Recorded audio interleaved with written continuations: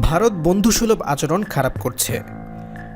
পায়ে পড়ে ঝগড়া করলে বাংলাদেশের মানুষ ভারতমুখী হবে না বলে মন্তব্য করেছেন নৌ পরিবহন এবং শ্রম ও কর্মসংস্থান মন্ত্রণালয়ের উপদেষ্টা ব্রিগেডিয়ার জেনারেল অবসরপ্রাপ্ত ডক্টর এম সাখাওয়াত হোসেন।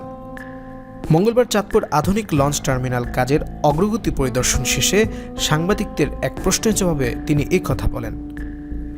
উপদেষ্টা বলেন, ভারত যা করছে কোনো কারণ নেই এসব করার। আমাদের দেশে অন্য ধর্মাবলম্বী যারা আছেন তারা আমাদের নাগরিক, আমরা তাদের ভালো মন্দ দেখছি। ভারতের গণমাধ্যম যা করছে দয়া করে এসব করবেন না। আমরা দুই দেশ বন্ধুত্ব নিয়ে থাকতে চাই।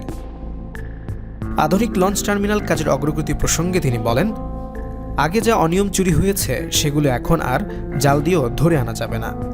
এখন যাতে আর চুরি না হয় সেটাই আমাদের দেখার বিষয়, যার কারণে আমি নিজেই কাজের অগ্রগতি দেখার জন্য এসেছি। এ সময় উপস্থিত ছিলেন জেলা প্রশাসক মোহাম্মদ মহসিন উদ্দিন, পুলিশ সুপার মোহাম্মদ আব্দুর রকিব, চাঁদপুর অঞ্চলের নৌ police super Syed Mushfiqur Rahim, Chandpur press ক্লাবের সভাপতি শাহাদাত হোসেন শান্তু প্রমুখ।